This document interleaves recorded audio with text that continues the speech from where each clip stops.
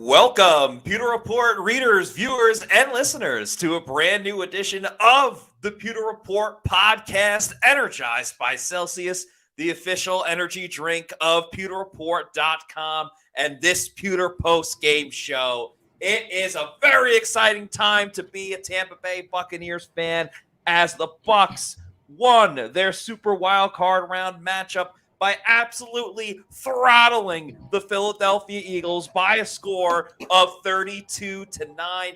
We are in the wee hours of the morning, so we appreciate everybody tuning in and watching us right now as we break down the whole game. I'm your host, Matt Matera, joined with me live from Raymond James Stadium. Got to see it all with the Bucs playing so well. It is SR Scott Reynolds. Scott, how are the vibes at Raymond James Stadium at the moment? I'll tell you what, Matt, that man right there that you saw on the screen, Todd Bowles, we're going to give him his due right now. That guy, He was pissed. He was pissed back in week 3 that his defense got shredded for 201 yards on the ground. This is a guy that loves to take away the run, that wants to take away the run, whose defense needs to take away the run. And when a team like Philadelphia came into Raymond James Stadium on Monday night back in week 3 and rolled up 201 yards on the ground, and Todd Bowles' defense couldn't stop him, he took it personally. And I'll tell you what, Matt, this guy right here is the head coach of the Tampa Bay Buccaneers in 2024. What a masterful job he did. This guy has had a couple of suspect games this year. This guy's also had some great game plans this year. The game plan against the Eagles, in my opinion, was his best since Super Bowl 55 against Andy Reid, Patrick Mahomes, and the Kansas City Chiefs. Scott came out with a 6-man defensive line with 4 defensive tackles, 2 edge rushers, using Zion McCollum as a safety, using KJ Britt as the linebacker in that run-stuffing package rather than Devin White. The personnel usage, the game plan was exceptional. Todd Bowles got the playoff win that the Glazers and Jason Light wanted to see him get. He got it. He earned it. It wasn't even close. We'll get to Dave Canales in a minute, but right now, Todd Bowles absolutely gets his due. This was a defensive mastermind at work tonight. And when you look at these numbers, Matt, and Pewter people, welcome to the show.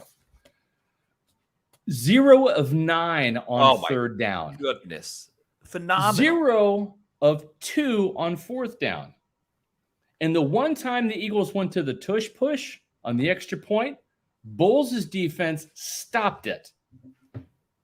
Bucs fans, give Todd Bowles his due.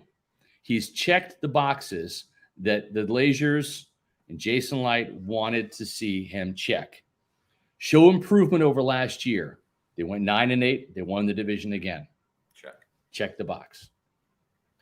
Show improvement by winning a home playoff game. Show us, Todd Bowles, that you can be a coach that can not just be a defensive coordinator on a Super Bowl team, but be a head coach that can take a team into the playoffs and win in the playoffs. Because if you can't win the playoffs, you're not going to win the Super Bowl.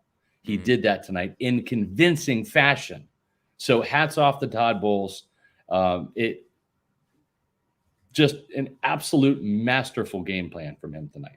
Scott, I could not agree with you more. I was having feelings of that Super Bowl game against the Kansas City Chiefs with what Tampa Bay was able to do on the defensive side of the football. It's also ironic that game against the Chiefs in the Super Bowl, they won 31-9, and then tonight they won 32-9.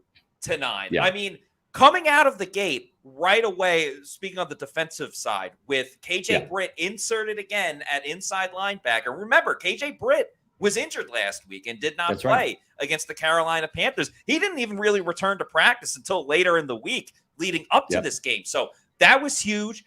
Moving around the outside linebackers with Yaya Diaby and Anthony Nelson lining up at the inside linebacker position, just putting more pressure and different looks. And yes, to your point, Zion McCollum playing safety.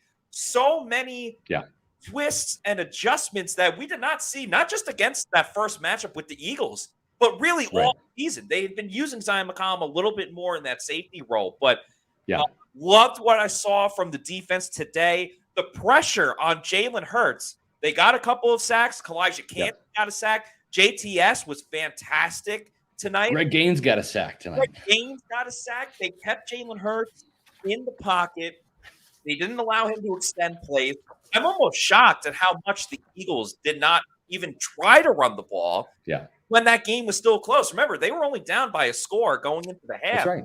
And they ran it well on the first drive of the game. They ran twice in a row, got a first down with DeAndre Swift. And then whether it was the Bucs stacking it up and forcing the Eagles to throw it, the Eagles really did not try to establish the run game when I really thought they should have, given 15 carries, Matt. 15 carries for 42 yards, a 2.8 yard average. Just superb run defense. And one of those was a scramble by Jalen Hurts. So really only 14 designed runs. 42 yards in total. Just a masterclass from Todd Bowles on the defensive side of the ball. Kalijah Kancey was great. Vita Vea was a stud. Levante David, incredible. Jamel Dean, a tackling machine. Yes. Really, the only guy that went off for the Eagles, and he did go off, was Devontae Smith. 8 catches for 148 yards, but you only allowed 1 touchdown. You only allowed really 1 big play. And, to your point, Scott, what they did on 3rd down, what they did on 4th down, you don't see that for like years and years and years by any defense, even the greatest of defenses. And just truly, truly set the tone. The offense was fantastic as well. We'll talk about plenty of that. But, I mean, there are times we say this was the best game. This was the best game. Yeah. The Bucs, what they did to the Eagles tonight, that was a dismantling. That was a bashing, which we used in the title today. That was a full-blown ass kicking. It really was. Especially in that second half, and what really should have been in the first half as well. The Bucs dominated from beginning to end. Certainly wasn't perfect, but a lot of things really to like. And yes, Todd Bowles, we can answer this question. Todd Bowles is going to be the head coach next season. He earned it. He was in his bag in this game, and well deserved. Yeah. All right. So Brian Jukic, listen, I understand there's still Todd Bowles non-believers out there. We're now stuck with Bowles for a while, but wouldn't you prefer this Bowles? Right? I mean, what more did we have to do tonight to seal the deal? Now, here's the thing. We have to remember, Matt, that this Buccaneer team has been a work in progress all season long. This is a different team, and it's a better team now than it was at the beginning of the season, even when they were 3-1, right? That one loss was to the Eagles. Their next loss was to the Lions, who, by the way, they happen to play next week, right? So I'm just saying, it's like Dave Canales has gotten better as the season's gone along. The running game has gotten better as the season's gone along. The offensive line has gotten better as the season has gone along. The rookies, Yaya Diaby, Kalijah Kancey, have gotten better as the season's gone along. Trey Palmer. And Todd Bowles. Trey Palmer. And Todd Bowles has gotten better as this season has gone along, right? I mean, as with the exception of the New Orleans game, right? That was the hiccup that nobody saw coming, right? But you know what? Sometimes you need that wake-up call, right? Because what happened in that game, they got beat in the trenches on both sides of the ball, just like what happened in Philadelphia, or I should say by Philadelphia in week 3, just like it happened with the Detroit Lions, right? In week 6. So having said that, the Buccaneers dominated the trenches tonight. That was probably a necessary loss to reset this team and get it focused on A, winning the division, taking care of business, and then B, getting ready for this revenge game. And I think this level of success and the way they attained it tonight in the trenches and with 2 brilliantly called game plans by Todd Bowles and Dave Canales, gives me a lot of hope and encouragement for what this team can do next week against the Detroit Lions. Because as much as Todd Bowles was in his bag, Matt, Dave Canales was in his bag. Oh, he was in rhythm from the get-go of that first drive. They did everything right except scored a touchdown, but that came, I think, on the next drive. Yeah, I mean, Baker Mayfield would have had 400 passing yards in this game if the Bucs didn't drop the ball so damn much in the first half, and that's not on Dave Canales. Right. I loved, even though it ended up with a field goal and not a touchdown, I loved that first drive from Dave Canales coming out throwing it deep, or middle to deep, and then establishing the run. And something that has kind of taken a little bit longer to develop is the yards after the catch, which we've really been emphasizing from the beginning of the season, from training camp, of how much that's going to be big for the Bucs. And I don't think it's totally come to fruition like we all expected it, but the yak was gigantic tonight. I mean, both David Moore and Trey Palmer's touchdowns were just making the catch. Trey Palmer ran like a 5-yard route, caught the ball, broke a tackle, and then ran another 50, 60 yards. The yak was gigantic for the Buccaneers offense tonight. Baker Mayfield was fantastic. We'll talk more about the Bucs offense. Absolutely. Got to get to some super chats though, because you guys are so freaking awesome staying up this late at 12:32 on a Monday and taking your time to watch us. So let's get to a couple of these super chats and we'll get back into the game. Stephen Anthony, thanks for the $10 super chat, says, what a day for Bowles and the coaching staff. Aggressive play calling on both sides, all out blitzes, press man, pass first offense, going for it on fourth down, LFG. Let's freak it go. Yeah, I mean, Bowles has been more aggressive of just deciding to go for it on fourth down. So that wasn't the most shocking thing to see. But yes, the aggressiveness from Dave Canales to just let Baker sling it, to get everybody involved. Like Mike Evans, obviously.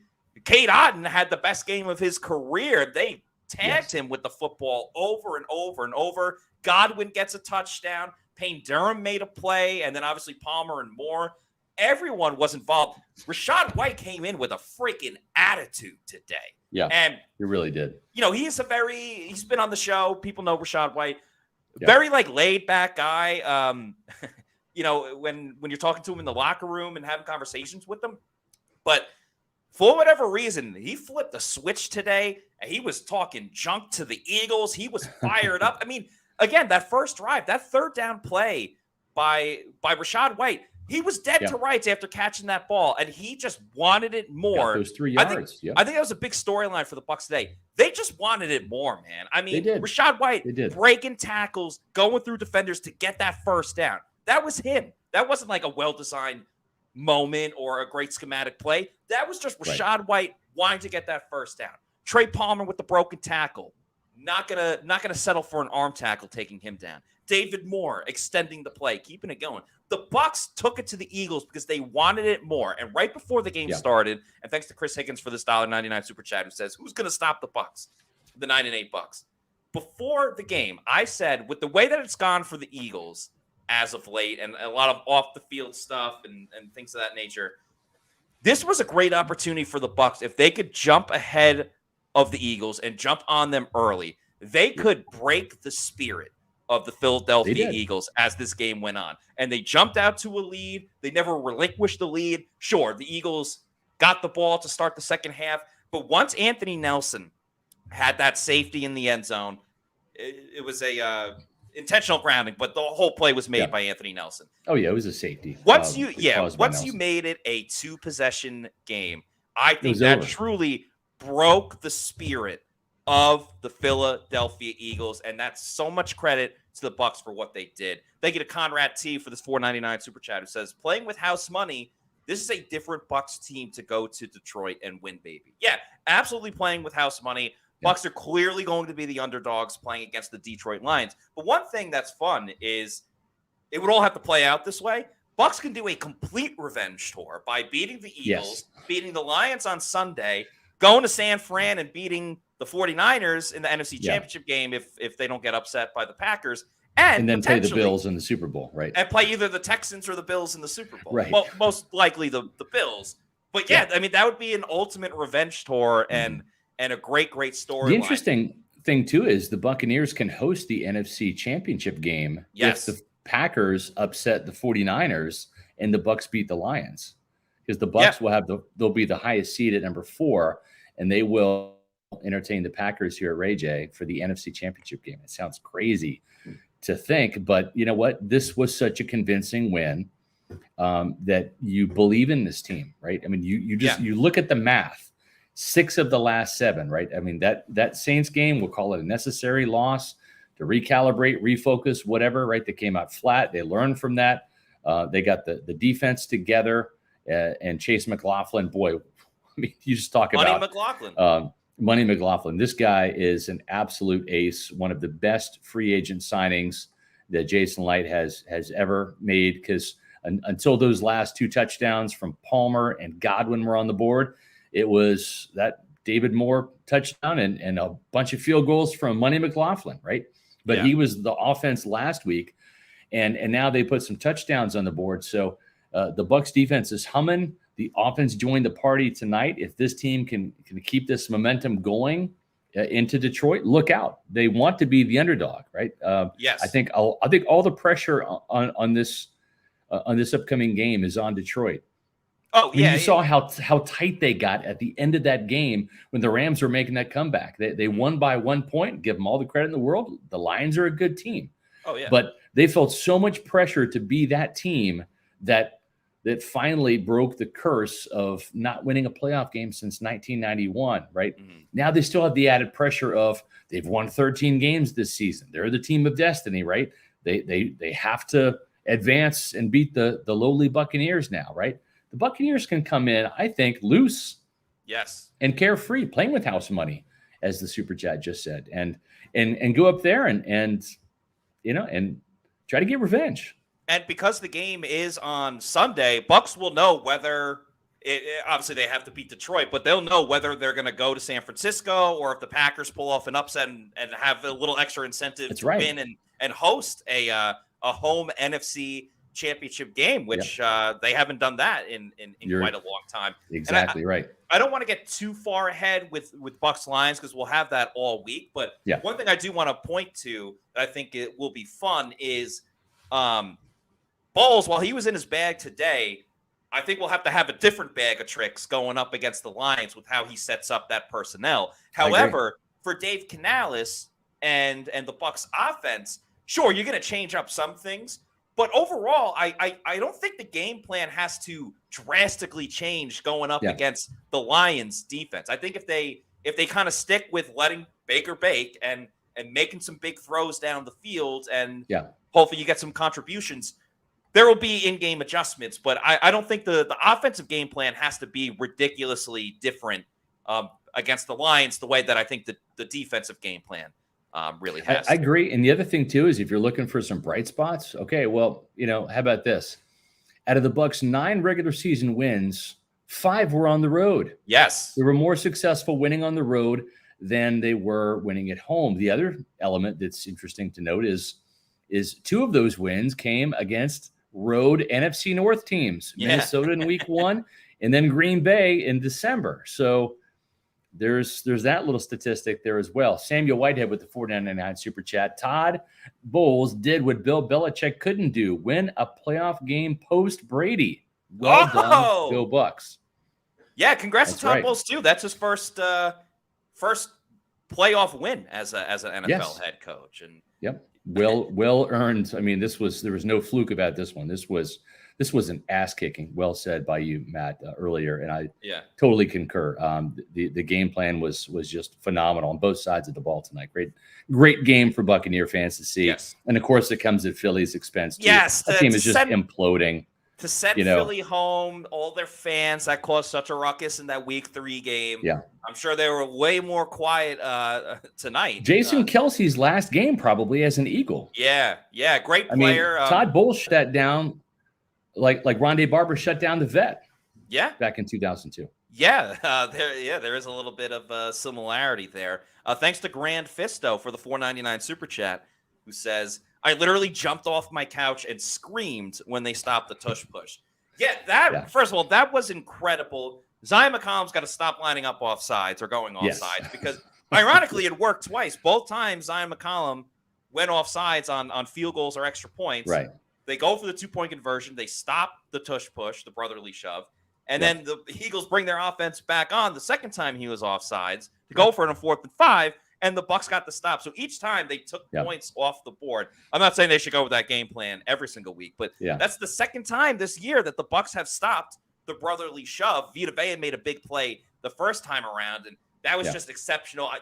I would imagine everyone in the crowd was going insane. KJ Britt made a great play over the top. And I talked with Greg Gaines and Logan Hall after the game. Both of those guys were under the pile.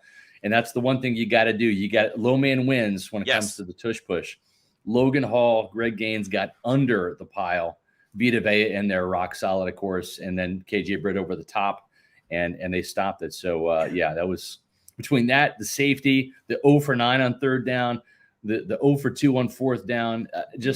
Again, this was a defensive masterpiece by Todd Bowles tonight. And Bowles has said before with trying to stop the brotherly shove, he said, if I knew how to do it, I would be writing a book about it. So I'm very much looking forward to Todd Bowles dropping a book this summer on how to stop the tush push. Another thing I want to point out on the safety by Anthony Nelson, I'll have to go back and watch the play.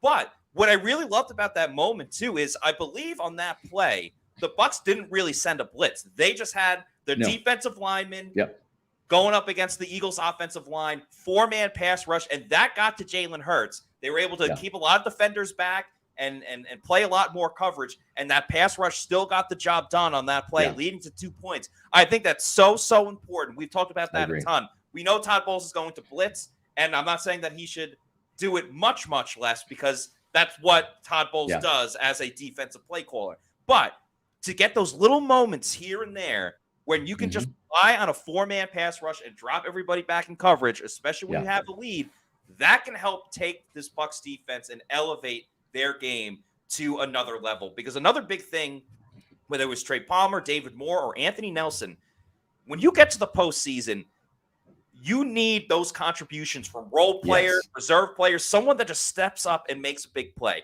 It kind of reminds me during the Super Bowl run in 2020, Sean Murphy-Bunting just having an interception in every single game except for one. That's right. That was unexpected. He was obviously like a role player, would come off the bench, get some playing time. But SMB had some big moments in that 2020 Super Bowl run. And I'm not going to compare that to this Bucs team. No, but you go back and look at Jordan Whitehead, that huge forced fumble on Aaron Jones, knocked him and Jones out of the game. Such a hard hit. And that really changed the momentum. You're right. It's those semi-stars, those role players that need to step up in a big way. And great point by you, Matt, for sure. Thank you. Eric Collison, $9.99 super chat. Thank you. If the Bucs didn't have 37 drops in this game, they might have won 63-6. What a game. Exceptional job all around. Team looked more prepared than I've ever seen. I agree. This team was prepared, focused, on point, detail-oriented. Bowles and Canales from the get-go just were clicking in terms of their play calls. And, I counted 5 drops in the first half, Matt. 2 by Mike Evans. Inside the 5-yard line of the Eagles, if my memory serves me correctly. Those could have been huge plays that might have ended up with touchdowns rather than field goals on those particular drives. When you look at Cade Otton, had a couple. Was wide open and had a drop. Rashad White had an uncharacteristic drop as well. So Chase Edmonds too, Chase Edmonds, So it could have been more yards and certainly more points for the Buccaneers. In the end, though, they didn't need them. They outscored the Eagles 32-9. But when you win games, and Mike Evans has 3 catches for 48 yards, including 2 drops, and Chris Godwin has 4 catches for 45 yards, including a late, really don't even need it, 23-yard touchdown. That shows me that this is a team. This is a collective. This is a group of guys that can step up in case Mike or Chris aren't on top of their games. And what better time to do it than the playoffs, Matt?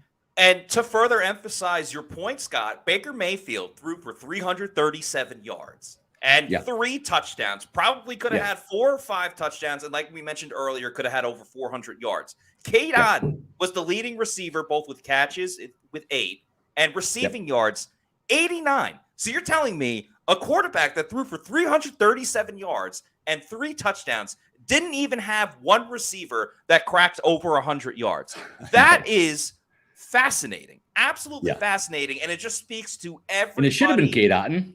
Yeah, it should have been Cade Otton. And it just speaks to everybody getting involved. Like David Moore, only 2 catches, but both of his plays, both of his receptions were major impactful, whether it was the first catch on 22 yards on top of a 15-yard face mask, and then obviously the big touchdown. And then what was important as well, running the ball, 29 attempts for 119 yards. Baker had 2 scrambles in that. They ran the ball efficiently. They ran it to the outside with Rachaad White, which I absolutely loved. We've been asking for that. They didn't just pound their head against the wall and keep going in between the tackles every single time. They got creative with it a little bit. You had an end around to Trey Palmer for 9 yards. You had an end around with Devin Tompkins for 10 yards. So the running game, I really think they're at their best when they have a lead, when it's the fourth quarter and they're able to just milk the clock, keep the clock going. And I think you saw that again on display from the Bucs running game. So really like what I saw there too.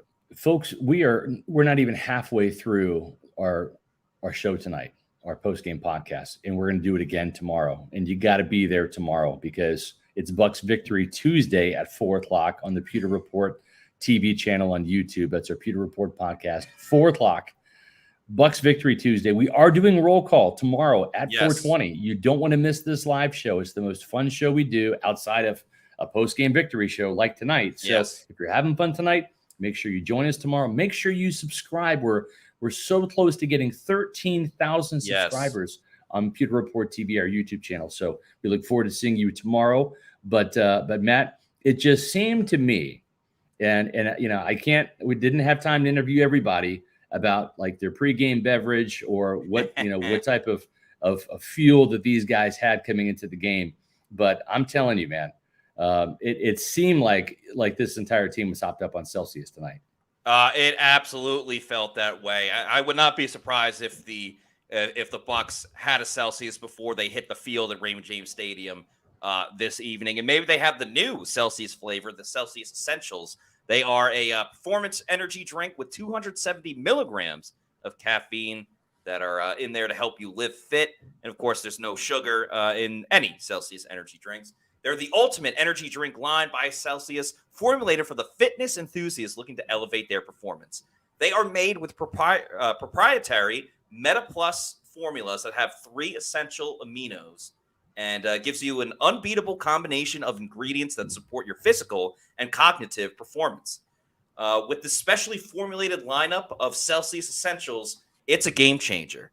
It's a game changer, especially for those wanting to unlock their full potential and take their fitness journey to the next level. The Celsius Essentials are available at 7-Elevens nationwide. You can get the 3-flavor variety pack at Walmart. They're rolling out nationwide to select retailers, and they're coming very soon to Amazon. So whether it's the Celsius Essentials, maybe you're a big fan of the Cosmic Vibe, sparkling orange, sparkling watermelon, maybe a strawberry lemonade, or the Arctic Vibe, you got to have Celsius if you haven't yet. If you know where to find a Celsius, go to the store locator on their website, punch in your address, and tell you the closest place where you can pick one up. It could be one of those 7-Elevens or Walmarts like we mentioned, maybe a health and fitness store, or it could just be your bodega. And once you keep going to your bodega and you want to get it in bulk, you can. I'd recommend getting the variety pack. It's Fry's Spice of Life. Go to Amazon, click on the subscribe and save, and have it sent to your place of residence. Really, whenever you want. You're in charge. You're the captain. Just make sure you're drinking Celsius energy drinks. Make Celsius your number one pick. Celsius, the official energy drink of the Pewter Report podcast. Let's keep these super chats going. Thanks to Shaggy for the $5 super chat, who says Bucs Revenge Tour could run through the Super Bowl. Yeah, we mentioned it earlier. Beat the Eagles. Got to beat the Lions. 49ers in the NFC Championship game, and then either the Texans or the Bills, more likely the Bills, in the Super Bowl. So that would be very, very cool. Shout out to, I was going to say this. If you were looking for the rain, it didn't come tonight. Yes. But it's finally raining at Raymond James Stadium. I'm going to have a wet, soggy walk home. But hopefully the rain will pass in the next 30 minutes. I'm not going anywhere. This is too much fun talking Buccaneers with you, Pewter people, tonight. So thank you so much for your support tonight. We're approaching 1 o'clock on early Tuesday morning. It's already hopefully you get to call.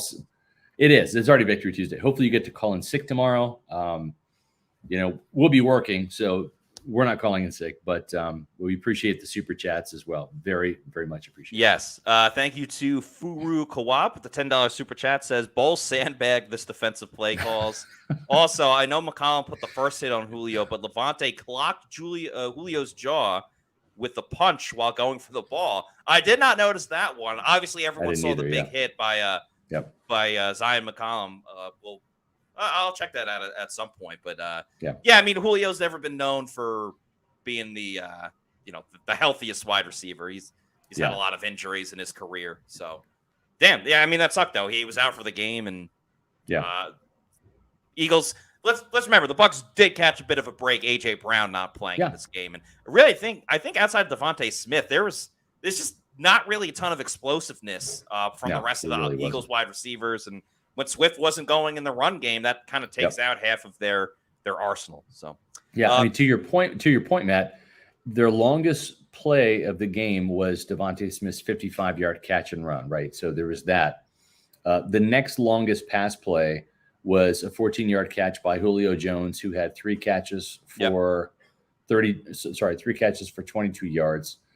The next longest was an 11-yard catch and run by Swift, and then a 10-yard catch by Goddard. So there were no explosive plays outside of that big shot to Devontae Smith. I think he had another play that was over 20 yards. 17-yard run by DeAndre Swift at one point, but he had 4 yards on 10 carries. That 17-yard run was half of his production. So just incredible job by the Bucs defense. Yeah, and that Swift run was like after the Bucs had built a lead. So the Bucs are like, you want to run the ball in the fourth quarter down multiple scores? Yeah. Be my guest. Have at it. And not allowing the chunk plays was big. That's going to be even more crucial against the Lions. Because if you remember that game against the Lions, Amon-Ra St. Brown torched the Bucs by breaking tackles and yards after the catch. But again, we'll talk about that more during the week. Thanks to Meets McGee for this $5 super chat, who says, proud of Bowles. This from a guy who wasn't happy with him. He did not play favoritism. Devin White played over 30% of the plays. I don't know if Ryan Neal played. I don't recall Ryan Neal getting even one defensive snap. That was a big adjustment. Right. Just, no Ryan Neal, no Kayvon Merriweather. Zion McCollum at safety, and obviously he has the speed. He was able to Devontae Smith, one of the big plays he had, he essentially caught a slant and got ahead of Zion, but Zion was quick enough to at least track him down and not let him score on that play. So Todd Bowles loves speed, and you get that with Zion McCollum for sure. There were a handful of plays where Merriweather played, but for the most part, it was Zion McCollum at safety tonight, and usually free safety, because we saw Antoine Winfield in the box an awful lot. Yes. But the interesting thing about that, and I think you're going to see that too going forward next week, because the Lions passing attack, as you mentioned, Amon-Ra St. Brown, Josh Reynolds, they've got some guys, obviously Jamison Williams, flat out fly. We remember what happened last time with Ryan Neal getting caught out of position. With the type of defensive packages that Bowles put in, they really had to almost go cover 0 or cover 1 at times with the 6-man front that was just designed to take away the run. And they needed some speed back there. They needed some athleticism at the free safety spot, somebody that could track down anybody. And that was Zion McCollum tonight. He did a very, very good job. Thanks to Salty Buccaneer for the $1.99 super chat, who says, bye, Eagles, bye. Most fun I've had at a game. Salty Buccaneer, appreciate you watching the show, as I imagine you're either on your way home or just got home from the Buccaneers game. Great you got to see that live. But yes, it does help having that victory over the Eagles, sending them home. There's obviously a long playoff history between the Bucs and the Eagles, so a fun little rivalry in its own right. Rondé Barber was talking some trash to I forgot his name, but the guy from It's Always Sunny in Philadelphia, Rob McElhaney. So great time for Bucs fans for sure. Thank you to Andre Apollinario for this $10 super chat, who says, what a game by both sides of the football. Am I delusional, or can we dream a little higher. Love you guys. Can't wait for Sunday. Let's go. Yeah, I mean, thank you, Andre. Momentum obviously is gigantic for the Buccaneers. It They is. won convincingly, smacked the crap out of the Eagles, and now they've won 6 of 7. Talking about the regular season and this playoff victory. Like you said, a kind of a tight game between the Lions and the Rams. And let's face it, Scott, like that was an emotional game for the Lions as well. Between it really was. First home game since 1993. Matt Stafford coming back. Yeah, Matt Stafford, that whole storyline and the way they won. I imagine the Lions, I don't know if it lasts for a whole week, but like coming down from that adrenaline dump that you just had in your most emotional game, I wonder if that will affect the Lions like for the first quarter next week. So yeah, another revenge game. You want to dream a little bit higher? I mean, I definitely think that the Bucs are going to play much better against the Lions than how they looked the last time they played against the Lions, because they just proved that for the Eagles. So yeah, I think Bucs fans are well within their right to dream a little bit higher based on this performance, especially from Baker Mayfield. Because if you get that Baker every week, the Bucs can hang with anyone. They really can. David Sandvidge with a $9.99 super chat. Firing in all cylinders, offense, defense, special teams. Doubted all season, but saved their best for when it really matters. Go Bucs. We should also really give some credit to Jake Camarda, who had a couple of shaky performances at the end of the season. Did a fantastic job punting tonight. Jake had 3 punts, averaged 41.3 yards. For his average with a 41.3 yard net. What does that mean? That means no punt return yardage by Britton Covey, who is one of the better punt return guys. I think he had a big return. Did he not in week 3 against the Buccaneers? Didn't Covey have a pretty decent return? Yeah, I think he did. He might have. But he was a non-factor tonight. And you look at all 3 of those punts were down to where? Inside the 20-yard line. And one of those punts backed the Eagles up so far that it led to Anthony Nelson's safety. So a great job, not just by Chase McLaughlin, who gets, the A plus for making all the field goals and extra points again, but also Jake Camarda and Tampa Bay's coverage units as well. Yeah, I think field position was huge in this game for sure. Bucs almost recovered a muff punt as well. I was hoping Josh Hayes is so close. I know he was, but he's a great gunner, man. Yeah, he's a great gunner. Yeah, he's done a really good job in that role. You're not going to get every single break, and I think that's what makes this win very satisfying as well, because the Bucs did not have a turnover in this game on the defensive side of the ball. And we've said a lot before, if the Bucs aren't getting sacks and turnovers, they're usually it's tough sledding for that unit. But no, I mean outside of the safety by the Bucs defense and putting 2 points on the board, the offense earned every single thing that every single point that they scored on their side of the ball. And yeah, I mean, the defensive stops, we already talked about 3rd down and 4th down. So truly a great effort. Special teams as well between Camarda, McLaughlin. I thought Devin Tompkins was solid as a returner. Nothing amazing, but just breaking tackles, heading up the field, and being hard-nosed. I think that was really important. Thanks to Ace Andrews for this $4.99 super chat, who says, am I overreacting and feeling like this win is monumental in helping build more of a winning culture here? No, you're not overreacting at all, because this answers a couple questions. One, Todd Bowles is back next year. So that also means unless Dave Canales gets swept away by another team to be a head coach, now you have Dave Canales back. And that most likely means the re-signing of Baker Mayfield. So you got your quarterback situation figured out for next season. And we'll dive into that in the offseason. Contracts, money, years, all right, that. So here's what I'm going to say. I feel pretty confident that Dave Canales, and he even said this at the podium, Matt. Yes.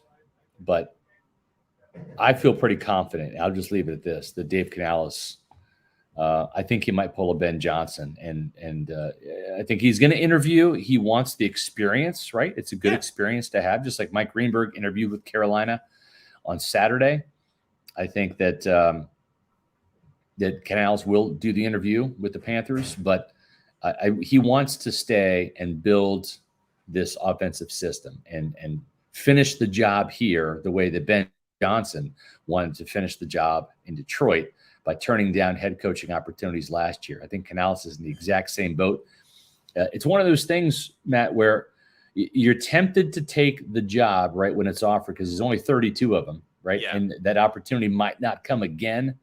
But I think for Canales, it will. A couple of things are not going to go away, right? He's young. I mean, he's going to age, but right. he certainly is young and healthy. And, he's not Pete Carroll. He's not Bill Belichick, right? The other thing, too, is he's incredibly charismatic, right? He can command the room. He's a great leader. He's likable. He's positive. He's upbeat. Yeah. So those traits are not going to go away. He's going to be a head coaching candidate this year, next year, whenever he wants, right? So I think that he is committed unless they win the Super Bowl this year. I'm going to put a little caveat on that. Sure. I don't know that they're going to win the Super Bowl, but I'm not saying they're not at this point. But I think he wants to stay. And maybe I've kind of ascertained that from talking to him. I don't let you be the judge. Potentially. Maybe. Yeah. Maybe. And to add a little more to that, I also think this year is quite different in terms of like coaching availability, because how often is like Bill Belichick and Pete Carroll going to be available and Jim Harbaugh coming from Michigan? Like that's not going to happen every single year.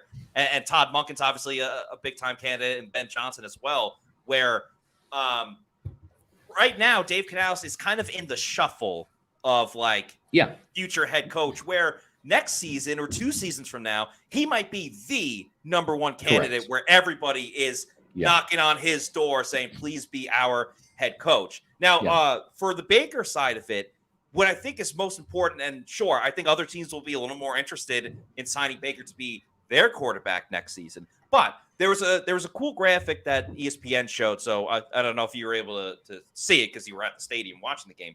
But they showed the number of head coaches that Baker Mayfield has had over the last couple of years in his career. He's had 6 different head coaches going back to the Browns, all the decisions they've made over the years, and then the Panthers and the Rams last year. What's going to be so important for Baker Mayfield, because he hasn't had this in his NFL career, is stability. Baker has not had any stability in his career. So if you're worried about Baker going somewhere else for a big contract, that's certainly a possibility, and not ruling that out. But the comfort, the knowledge of knowing you have Todd Bowles again and you have Dave Canales again, that is something that is here, right? It's such a fit.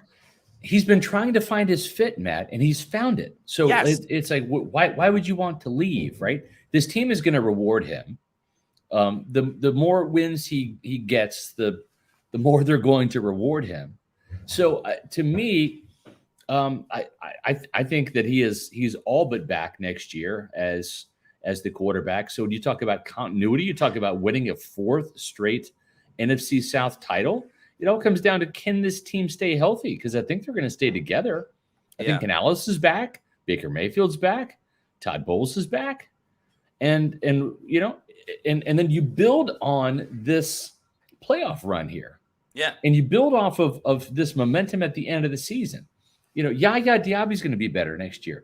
Payne Durham's going to be better next year, right?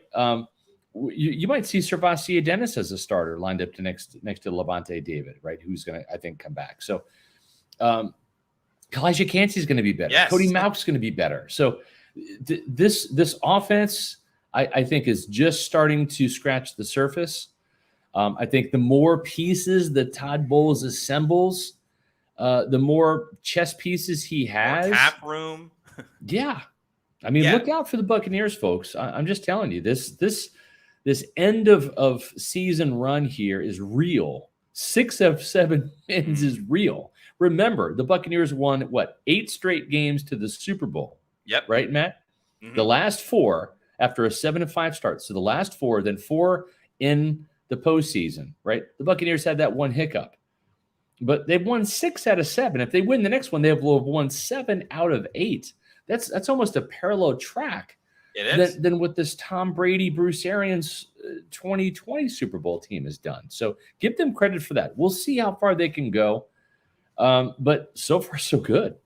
And everything that you just pointed out with Baker and who's going to be back and this team getting better, that to Baker Mayfield is priceless. that money that he could get Yes. somewhere else, it's priceless what he has here in Tampa at the moment. Yeah. Thanks to Spinks, I guess we'll call it, for the $10 super chat, who says, it's probably just me, but it seems to me like our offense does better when we spread the ball to multiple wide receivers instead of trying to feed Mike. Still love Mike. Yeah, I mean, again, this game would look kind of different if Mike makes that catch on the deep ball earlier in the game. Really, just the Bucs jump out to a bigger lead. Thanks to Nick Dubuque again for this $1.99 super chat. But I also there's one thing that worries me a little bit about Baker is he is always looking for Mike Evans first. And granted, that's how the offense is. Dave Canales will be the first one to say, we call first play of plays. the game, throw to Mike. That's what it was. We dial up plays to give it to Mike Evans and Chris Godwin.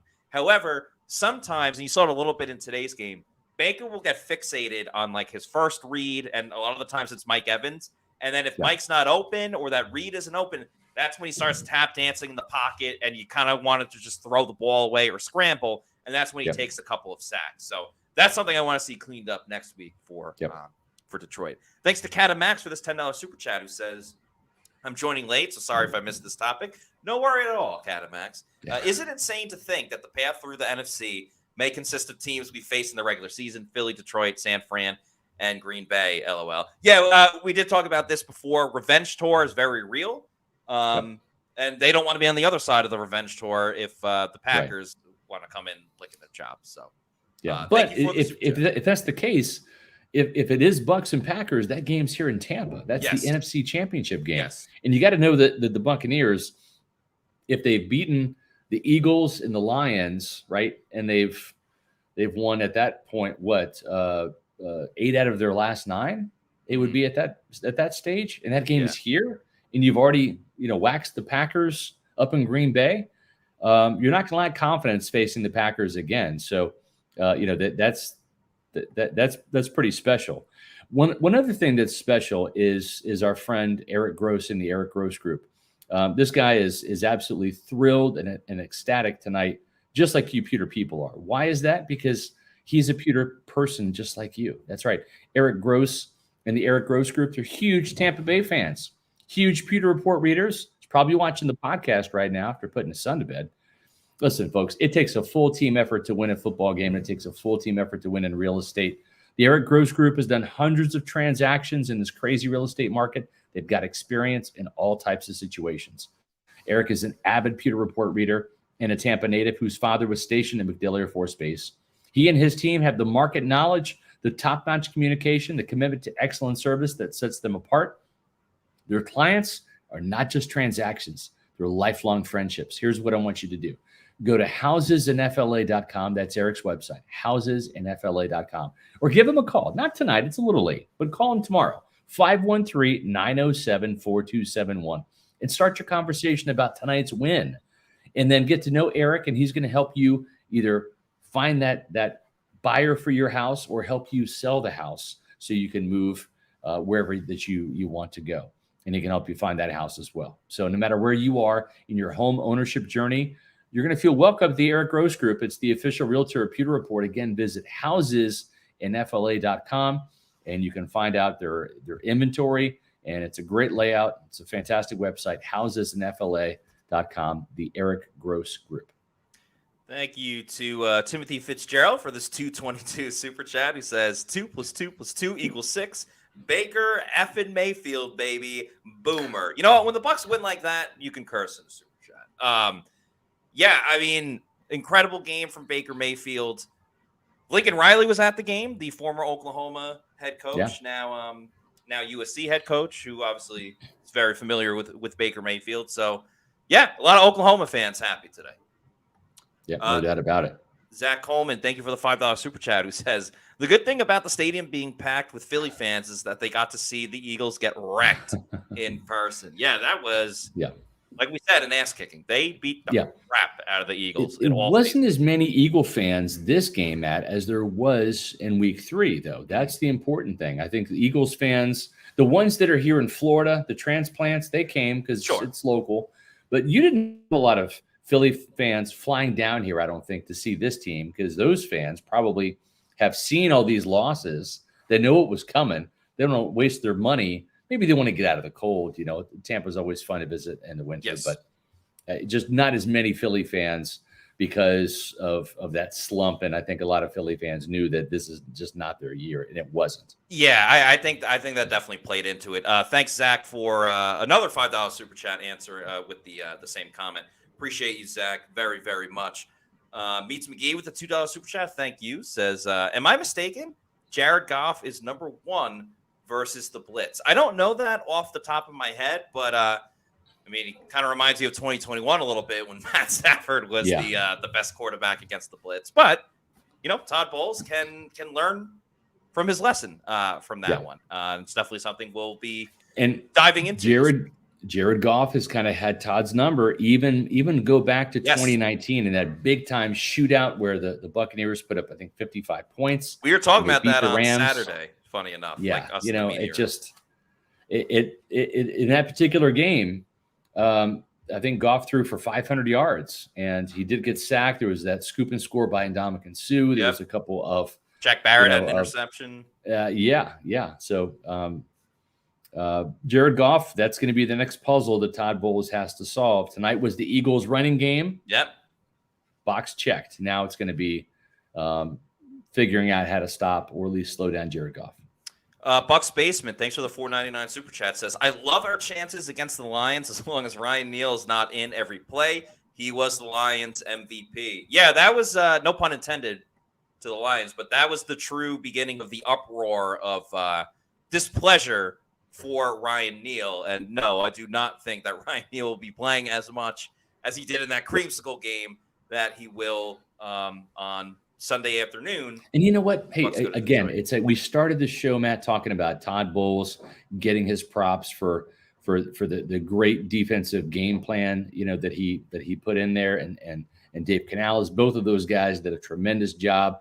But one of the things that we've been critical about Todd Bowles for, and rightly so, has been personnel usage. Yep. About not managing the depth chart the way that he should have. And credit Todd Bowles for saying, you know what? I got Carlton Davis healthy. I got Jamel Dean healthy. But I got to find a way to get Zion McCollum on the field, because he truly has been, outside of Antoine Winfield Jr., the best defensive back this year. And he did that by playing him at safety and in the slot at nickel corner. So just hats off for Bowles for personnel usage that has been kind of a thorn in his side that he removed tonight. And I thought certainly bodes well for the Bucs going forward. I think you're going to see McCollum in the safety position again next week against the Lions. Yeah, Todd Bowles made all of the correct picks and choices and everything like that. If you want to take a page out of Todd Bowles' playbook, make the right picks and choices over at Underdog Fantasy. Use the promo code Pewter, PEWTER. Get a first deposit bonus when you sign up on their app. You pick anywhere from 2 to 5 players. You're just making picks on things like higher or lower on receiving yards or number of tackles by defensive players. So they got the defense involved too. It's a ton of fun. You could do it for all the big sports and especially for football as well, with the playoffs coming up this week. Underdog Fantasy, check out their app and use the promo code Pewter, PEWTER, and get that first deposit bonus. Tomorrow's show, which is going to be today because we are in Tuesday. It's going to be a Bucs Victory Tuesday as we further break down the game that we saw tonight. We'll hear from Todd Bowles again and, start taking a peek at this divisional round matchup between the Bucs and the Lions. And, of course, we'll have roll call at 4:20. Always a very fun time when we get that going. 2 more super chats to get to. Thank you to everybody staying up so late. Kathy Gillespie, thanks for the $5 super chat, says, I made it before you were off the air. Yahoo! But there you go. Stop dropping the balls, boys. No bueno moving forward. Drops have been a little bit of an issue over the past couple weeks. I mean, the big play with Mike last week, Trey Palmer last week. Yeah, that's something Baker Mayfield was talking about the Lions. And it wasn't really the drop balls. It was just the overthrows that he had not connecting with Trey Palmer, Matt. And so whether it's drop passes or misfires from Baker to those receivers, they got to be on point up in Detroit next week. They can't leave points and yards on the field the way they did tonight. The Lions are just a better team. Oh, yeah. They're faster, a better team than the Eagles. Yeah. Much, much faster, especially on the offensive side of the ball. So, full agreement with you on that one.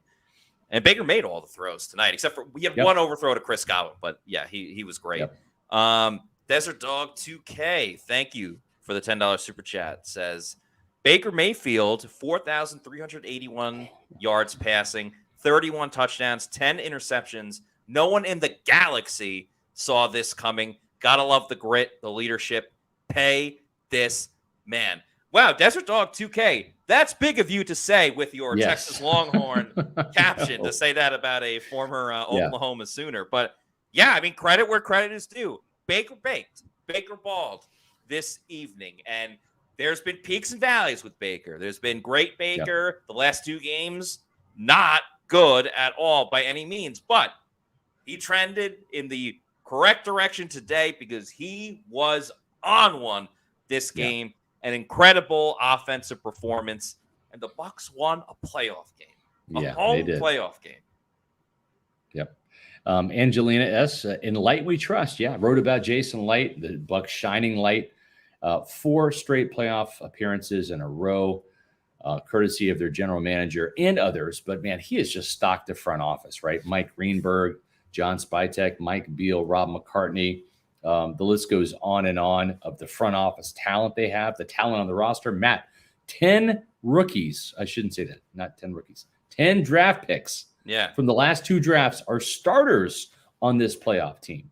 So an incredible job by the coaches for developing the young talent. It's also a credit to Light and the front office for drafting this young talent over the last 2 years. They have made the Buccaneers a contender really quickly post Tom Brady, quicker than most thought. Scott, I was thinking about this when the game was done. We successfully accomplished our campaign of getting Antoine Winfield Jr. as a first-team All-Pro safety. Yes. I think our next mission should be start banging the table for Jason Light to win executive of the year. And there's a lot of great competition. You could make the case that the winner of Bucs Lions can get GM of the year or executive of the year between those front offices. But what Jason Light did this year, what he's done with building this roster and bringing in Tom Brady and Gronk, and then they leave and they pay off the Tom Brady tax credit and made this team still competitive, still winning the NFC and winning a the NFC South and winning a playoff game this season, which they did not do last year. That's right. With Tom Brady. They won it with Baker Mayfield. The whole front office needs to start getting more national recognition. So hopefully that'll be next for us. Hopefully you guys can follow us on our social media on X, Facebook, Instagram, and Threads. We are at Pewter Report. Then, of course, our YouTube channel is Pewter Report TV, where we have the podcast, different shows, different clips, everything like that. We are getting very, very close to 13,000 subscribers. So please, if you're not already doing so, please like, subscribe, leave a comment on this podcast. Even when we're not live, you can go into the comments after. Really helps us out, and we'd really appreciate it. And we're going to have another show later today because, again, we are on Tuesday. It's going to be a Bucs Victory Tuesday. That'll be at 4:00 p.m. Eastern Time. Myself and Scott back on once again. So that's going to do it for us this morning. What a great game from the Tampa Bay Buccaneers. We're going to talk about it more later today. For Scott Reynolds, I'm Matt Matera saying thanks, everybody, for watching, and we will see you later today for another edition of the Pewter Report podcast. Out.